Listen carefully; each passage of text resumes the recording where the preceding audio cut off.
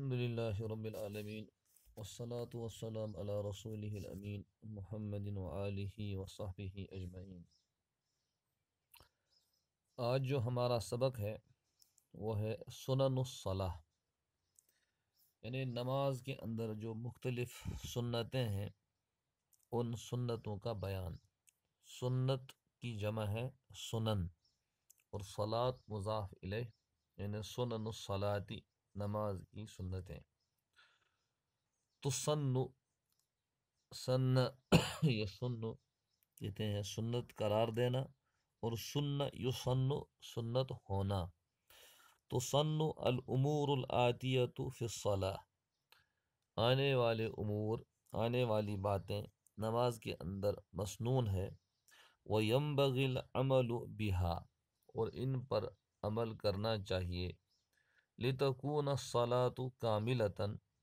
تاکہ نماز کامل اور مکمل ہو، اعلیٰ اور ارفع درجے کی ہو۔ وَطَبْقًا لِقَوْلِ النبی صلی اللہ علیہ وسلم، اور نبی صلی اللہ علیہ وسلم کے فرمان کے مطابق، طبقاً معنی مطابق، صلو کما رأیتمونی اصلی، کہ نماز ویسے ہی پڑھو، کما رأیتمونی اصلی، جیسے کہ تم لوگوں نے مجھے نماز پڑھتے ہوئے دیکھا۔ نمبر 1، ان یقوم عند التحریمۃ، کہ آدمی تکبیر تحریمہ کے وقت کھڑا ہو، مستویاً بالکل سیدھا، من غیر ان یطأطأ رأسہ،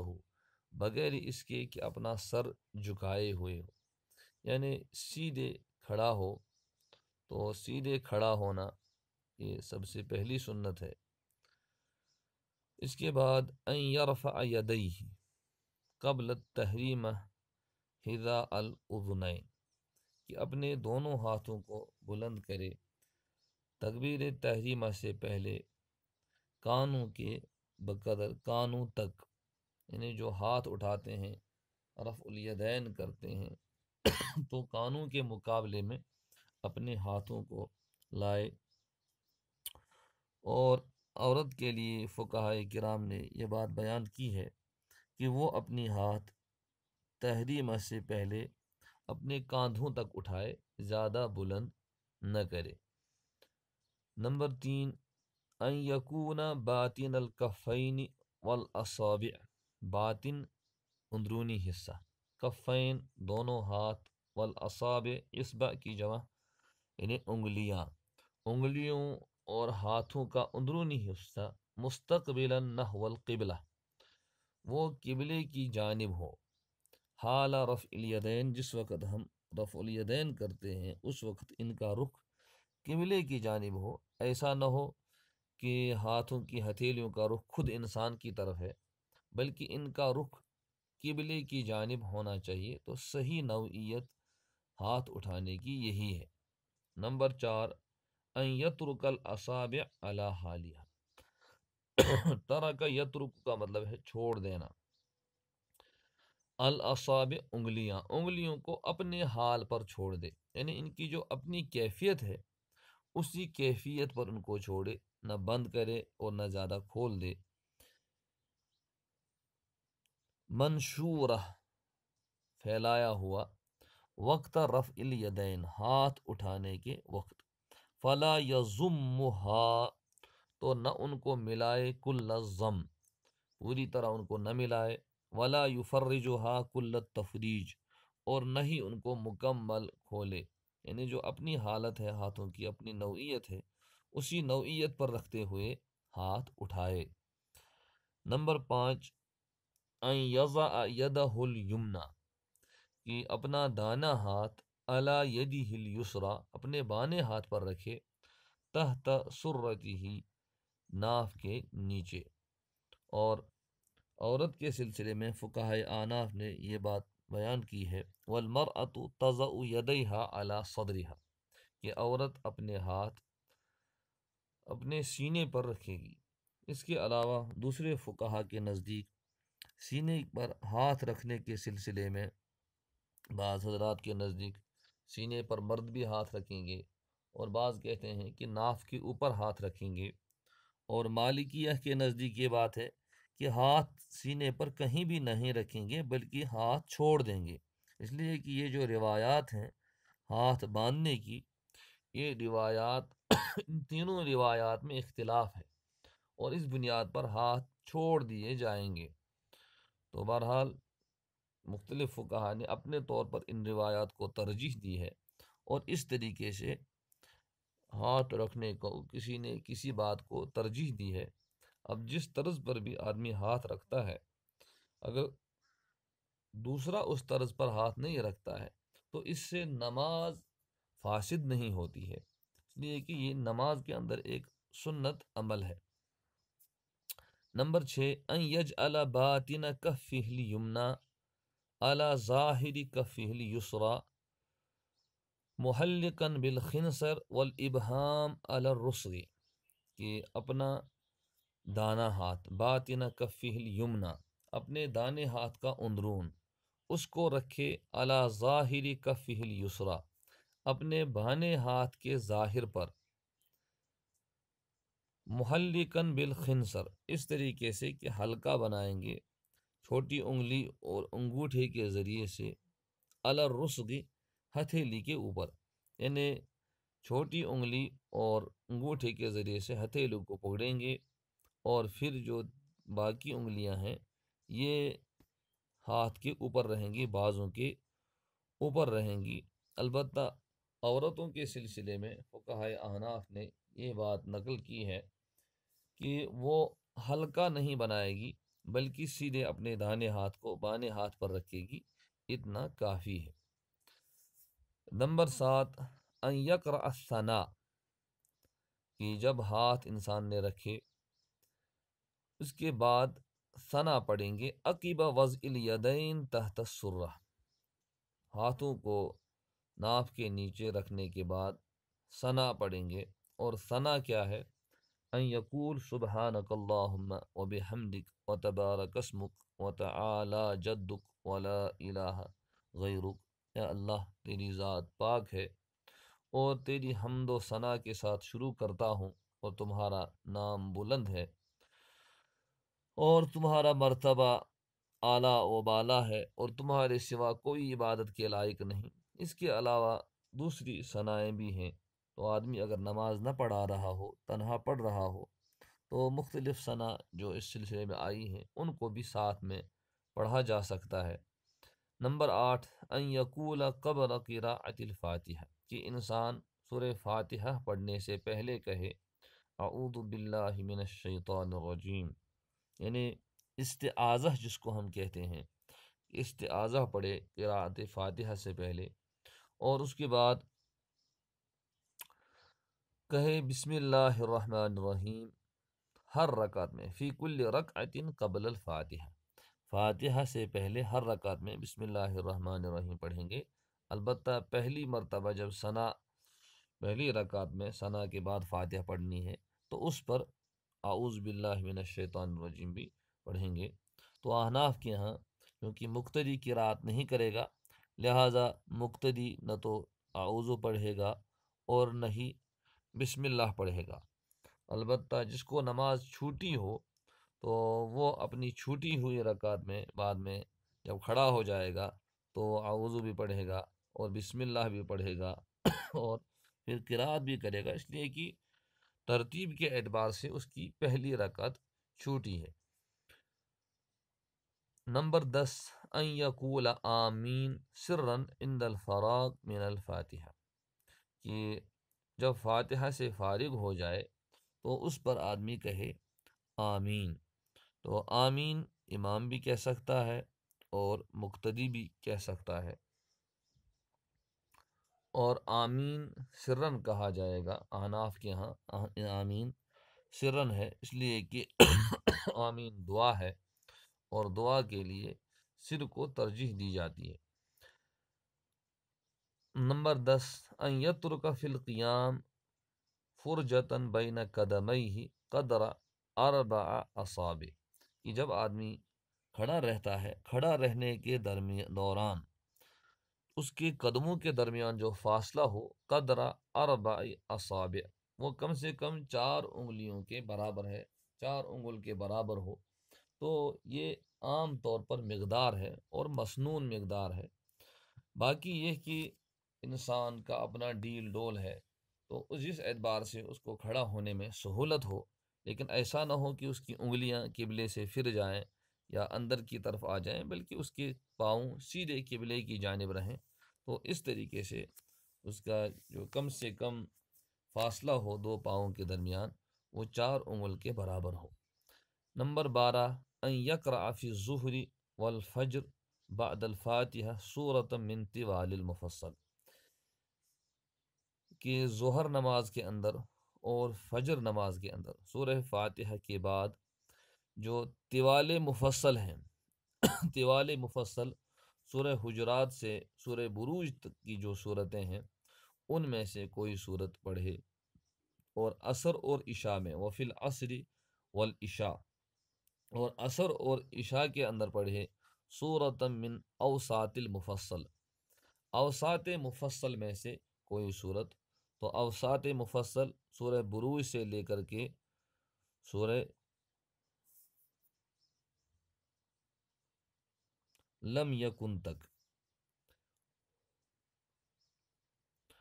وفی المغربی سورۃ من قصار المفصل، اور مغرب کے اندر قصار مفصل میں سے کوئی صورت، اور قصار مفصل تو اس میں آ جاتا ہے لم یکن سے لے کر سورۃ الناس تک۔ تو یہ جو ترتیب ہے صورتوں کی، ان کی پابندی کرنا لازمی نہیں ہے، لیکن ایک فضیلت کی بات ہے کہ ان کی اگر ان میں سے کوئی صورت پڑھتا ہے تو یہ سنت کے دائرے میں آتا ہے۔ اس کا مطلب یہ نہیں کہ انسان قرآن کے دوسرے حصوں سے نہ پڑھے، بلکہ گاہے گاہے دوسرے حصوں سے بھی پڑھنا چاہیے۔ چنانچہ حضرت عمر رضی اللہ عنہ کبھی فجر کے اندر سورہ کہف پڑھتے تھے، سورہ یوسف پڑھتے تھے، اسی طریقے سے دوسری قرآن کی صورتیں پڑھنی چاہیے۔ نمبر 13، ان یطیل الرکعۃ الاولی من الرکعۃ الثانیہ فی الفجر فقط، فقط کا مطلب ہے صرف، تو فجر کے اندر پہلی رکعت کو دوسری رکعت کے مقابلے میں لمبا کرنا یہ الگ سے ایک سنت ہے۔ نمبر 14، تکبیرۃ الرکوع، رکوع کے لیے تکبیر کہنا، یعنی اللہ اکبر کہتے ہوئے رکوع میں جانا، تو یہ سنت ہے۔ تو یہ جو مسنون اعمال بتائے جا رہے ہیں، ان کا مطلب ہے کہ اگر ان میں سے کوئی عمل نماز کے اندر چھوٹ جائے تو اس کے لیے سجدہ سہو کرنے کی ضرورت نہیں، اور اس کے لیے نماز کو دہرانے کی ضرورت نہیں، البتہ اس کی وجہ سے نماز کے ثواب میں کمی آئے گی۔ نمبر 15، ان یأخذ رکبتیہ بیدیہ حال الرکوع، کہ جب رکوع کی حالت میں ہو، یأخذ رکبتیہ اصل تھا رکبتانی، تو اضافت ہوئی ہے تو ہو گیا نون اس کا گر گیا، بن گیا رکبتاہ، کیونکہ مفعول بن رہا ہے تو مفعول تثنیہ کی صورت میں اس کا الف یا سے بدل جاتا ہے، تو بن گیا رکبتیہ۔ ان یأخذ رکبتیہ، کہ اپنے ہاتھوں گھٹنوں کو پکڑے، بیدیہ اپنے دونوں ہاتھوں سے، حال الرکوع رکوع کی حالت میں، ویفرج اصابعہ اور اپنی انگلیوں کو دور دور رکھے، تو گھٹنوں کو پکڑنا اور انگلیوں کو دور دور رکھنا رکوع کے اندر مسنون ہے۔ نمبر 16، ان یبسط ظہرہ، کہ اپنی پیٹھ کو برابر رکھے، ویسوی رأسہ بعجزہ اور اپنے سر کو اپنی پشت کے برابر کرے، وینصب ساقیہ اور اپنی انگلیوں کو اپنی پنڈلیوں کو اپنی ٹانگوں کو کھڑا رکھے، حال الرکوع رکوع کی حالت میں، یعنی رکوع کی حالت میں ایسا محسوس نہ ہو کہ آدمی بیمار ہے، بلکہ یہ عام حالات جو انسان کے ہیں، صحت کے حالات ہیں، تو ان کی حالت بیان کی گئی ہے کہ اس طرح آدمی کھڑا ہو کہ اس کی پیٹھ بالکل سیدھی کھڑی ہو اور اس کی پشت کے برابر اس کا سر ہو اور اس کی ٹانگیں بالکل کھڑی ہوں، تو اس طریقے سے رکوع کرنا یہ مسنون ہے۔ اور رکوع کے اندر ان یقول فی الرکوع رکوع کے اندر کہے سبحان ربی العظیم، اس لیے کہ نبی صلی اللہ علیہ وسلم نے فرمایا کہ رکوع کے اندر اپنے رب کی عظمت بیان کرو، تو کم سے کم ثلاث مرات العقل، کم سے کم انسان 3 مرتبہ سبحان ربی العظیم کہے۔ اس کے علاوہ بھی جو مختلف تسبیحات ہیں تو وہ تسبیحات بھی رکوع کے اندر کہی جا سکتی ہیں۔ نمبر 18 ان یباعد الرجل یدیہ عن جنبیہ، کہ مرد جو ہے وہ اپنے ہاتھوں کو عن جنبیہ اپنے پہلوؤں سے دور رکھے گا، حال الرکوع اور رکوع کی حالت میں۔